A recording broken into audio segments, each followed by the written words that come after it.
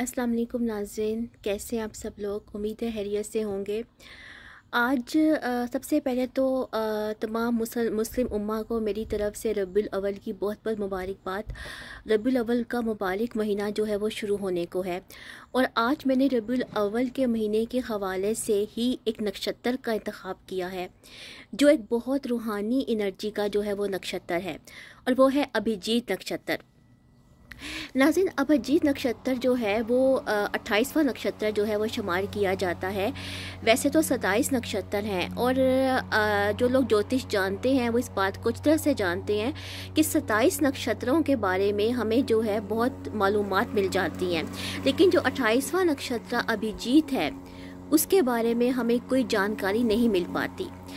इस नक्षत्र की सबसे पहले तो हम इसको अंडरस्टैंड करने की कोशिश करते हैं कि ये नक्षत्र जो है वो ये कहाँ फॉल कर रहा है। नाज़रीन, इस नक्षत्र की जो डिग्री है वो 6 डिग्री 40 मिनट से जो है ये स्टार्ट होता है।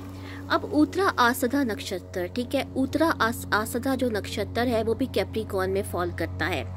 ये उत्तरा आसदा नक्षत्र का लास्ट पदा है, ठीक है, जिसकी डिग्री 6 डिग्री 40 मिनट जो है वो से लेकर 10 डिग्री कैप्रिकॉर्न जो है उसमें पाइसिस में वो पदा फॉल करता है। और अभिजीत नक्षत्र की जो फॉर्मेशन है वो भी 6 डिग्री 40 मिनट से हो रही है। 6 डिग्री 40 मिनट से लेकर जो है ये 11 डिग्री 13 मिनट और 20 सेकंड तक कैप्रिकॉर्न में फॉल करता है। यानी अगर हम इस नक्षत्र को देखें नाजरीन, तो ये उत्तरा आसदा के लास्ट पदा से लेकर श्रावण नक्षत्र के थ्रेश होल्ड पे खड़ा है, यानी ये उसके सेंटर में फॉल कर रहा है, ठीक है। तो अब आप देखें कि इसकी डिग्री ना सिर्फ हिडन है, इसकी डिग्री भी हिडन है और दूसरी बात ये है कि इस नक्षत्र को जो है अगर हम वेदास के हिसाब से देखें तो इस नक्षत्र की बहुत ज़्यादा स्पिरिचुअल जो है वो सिग्निफिकेंस है, क्योंकि अभिजीत का मतलब होता है विक्टोरियस, यानी फातेह या फतह करने वाला, ठीक है। अब नाज़रीन, बात यह है कि जो वेदास में जिन देवताओं का जिक्र आया है हिंदू रिलीजन के मुताबिक, उसमें इस नक्षत्र का ताल्लुक ब्रह्मा और विष्णु के साथ जोड़ा गया है, ठीक है। और आप जानते हैं कि according to the Hindu religion Brahma, Vishnu और शिवा की जो है वो स्पिरिचुअल एनर्जीज हैं, ठीक है। इसलिए इस नक्षत्र को जो है बहुत ही स्पिरिचुअल नक्षत्र जो है वो ख्याल किया जाता है। अब इस नक्षत्र के साथ जो है वो एक इसके पीछे कहानी भी है जिसको आप मिथ भी कह सकते हैं। वो कहानी ऐसे है कि जब महाभारत का वाक़या होने जा रहा था नाजरीन, तो उस वक़्त ये था कि उस वक़्त पांडवों के ख़िलाफ़ जो जंग होने जा रही थी उसमें उनकी खरीफ जो था उसका नाम था दुर्योधना, ठीक है। वो ज्योतिष पे बहुत यकीन करता था और उसने किसी ज्योतिषी से जो है वो ये राय ली थी कि जब मून अभिजीत नक्षत्र में फॉल करेगा तो तुम तब जाकर जो है वो इस जो है इस फाइट को शुरू करना या इस लड़ाई को शुरू करना, इस जंग को शुरू करना, तो तुम्हें फतह याबी नसीब होगी। अब कृष्णा जी जो थे वो इस वाक़े को भांप के वो इस चीज़ को उन्होंने भांप लिया और उन्होंने लूनर मंडला से जाकर जो है वो इस नक्षत्र को जो है वो रिमूव कर दिया ताकि लोग इस नक्षत्र को जो है वो नेगेटिवली यूज़ मत करें, ठीक है। अब आप इसी से अंदाज़ा कर लें कि नक्षत्र जो है वो कितना पावरफुल है, ठीक है। और शायद ये भी वजह है क्योंकि इसको उस वक्त लूनर मंडला से जो है वो रिमूव कर दिया गया था, तो इसलिए भी इसके बारे में जानकारी नहीं मिलती। इस नक्षत्र का जो इस्तेमाल है वो मुहूर्त के वक्त होता है। ये कहते हैं कि जब आप इस नक्षत्र में कोई कार्य करते हैं, कोई काम करते हैं, ठीक है, यानी जब मून अभिजीत में फॉल कर रहा होता है तो आपको उसमें बहुत ज़्यादा फतेहयाबी नसीब होती है, ठीक है, और आप उसमें कामयाब होते हैं। तो इस नक्षत्र के जो डेटी हैं वो हैं विधाता, और विधाता को जो है वो डेस्टिनी के साथ रिलेट किया जाता है।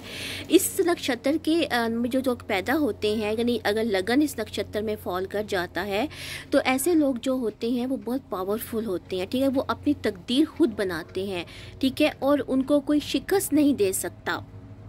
नाज़रीन, क्योंकि हम लोग जो है वो नॉर्थ इंडियन जायचों पर काम करते हैं या हम वो जो है वो उस तरीके को फॉलो करते हैं, लेकिन इस नक्षत्र का जो है वो ज़्यादातर यूज़ साउथ इंडिया में होता है, ठीक है।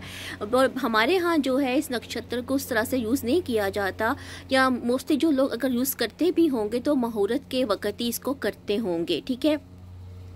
अब आप देखें कि क्योंकि लास्ट पदा जो है वो पाइसिस का है, जहाँ से इसका आगाज़ हो रहा है, तो पाइसिस के साथ कितनी स्पिरिचुअल एनर्जी है, यानी अब यहाँ पे जुपिटर आ गया, ठीक है। पाइसिस का रूलिंग प्लैनेट जुपिटर है, और साथ ही शनि आ गया, क्योंकि श्रावण नक्षत्र में ये फॉल करने होने जा रहा है, ठीक है। श्रावण नक्षत्र जो है वो कैप्रिकॉर्न में फॉल करता है, ठीक है। अब आप देखें कि अगर किसी का कोई प्लैनेट डेबिलिटेटेड है, ठीक है, जुपिटर कैप्रिकॉर्न में डेबिलिटेटेड हो जाता है, लेकिन अगर वो इस नक्षत्र में फॉल कर जाए तो वो कितना ऑस्पिशियस जुपिटर होगा, उस जुपिटर की क्या एनर्जी होगी, और वो रूहानी तौर पर कितना ताकतवर जो है वो जुपिटर होगा, ठीक है।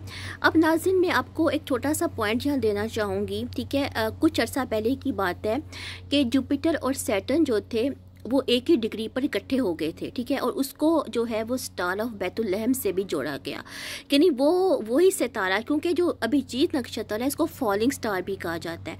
और ये भी जो इसके बारे में बल्कि रिसर्च भी मौजूद है कि हज़रत ईसा अलैहिस्सलाम की पैदाइश से पहले इस सितारे को, जिसको कि जुपिटर और सैटर्न की कंजंक्शन कहते हैं, उसको देखा गया था, ठीक है। और इसका जिक्र जो है वो रिसर्चेस में, वेस्टर्न रिसर्चेस में भी इसका जिक्र मौजूद है। तो नाज़रीन, मैं ये कहना चाहूँगी कि अगर मेरी ऑब्जर्वेशन ये कहती है मुझे कि हो सकता है कि उस वक़्त अभिजीत कहीं फॉल कर रहा हो या जुपिटर अभिजीत में फॉल कर रहा हो, बिकॉज उसकी वजह ये है कि एक बहुत ही मुक़द्दस एनर्जी है, एक बहुत ही रूहानी एनर्जी है जो इस नक्षत्र के साथ रिलेटेड है, ठीक है। तो इसलिए ये नक्षत्र हिडन है, ठीक है। उस तरह से इसके बारे में हमें मालूमात नहीं मिलती जिस तरह हमें दूसरे नक्षत्र के बारे में मिलती हैं। तो ये बहुत एक लिमिटेड नॉलेज था इसके बारे में, जिसको मैंने थोड़ा सा रिसर्च करके आपके सामने जो है पेश किया। और मुझे अपना फीडबैक ज़रूर दीजिएगा, मेरा चैनल सब्सक्राइब कीजिएगा। फिर मैं इंशाल्लाह किसी और वीडियो के साथ आती हूँ। तब तक के लिए अल्लाह हाफिज़।